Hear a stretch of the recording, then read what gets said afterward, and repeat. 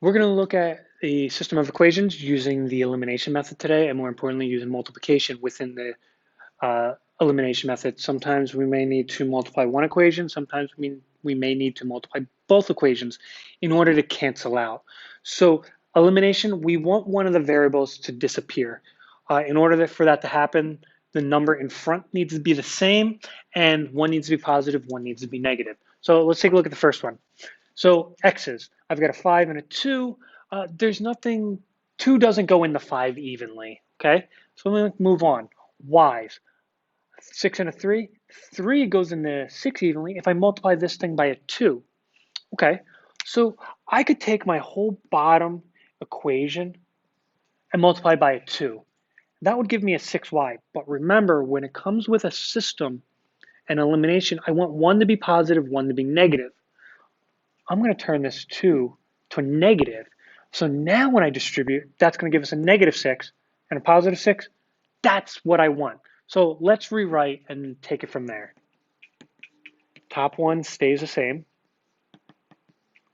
Bottom one changes. Distribute that negative 2 to everything. And now 6y and negative 6y, they're gone. 5 minus 4 gives me just 1x, or just x. And 10 minus 8 gives me 2. Cool. Halfway done. I need to take this, plug it back into one of those originals. I'm going to take it and put it up here for the second equation. Smaller numbers, I don't know. I like that a little better. So 2 times 2, 3y equals negative 5. Now it's just using your rules for solving an equation. Inverse operations. Minus 4 and divide by 3, giving us negative 3. Your final answer is a coordinate 2 comma negative 3. So always want to write that system, that solution as a coordinate. All right, moving on. So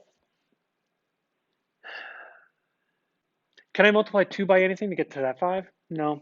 Can I multiply 3 by anything to get to this 5? No. Okay, so now I can't multiply 1, but I might be able to multiply both equations. So my goal could be, could I get these two numbers to be the same? So 5 and 2, I can make these both turn into a 10, or I could take the 5 and the 3 and make them both turn into a 15. Okay, other thing to keep in mind, we need one positive, one negative. I already have that here. I'm going to try and cancel out the y's. A lot of times when we do these systems, you need to do it in your head before you actually do it on paper. So you're looking at all your possible options.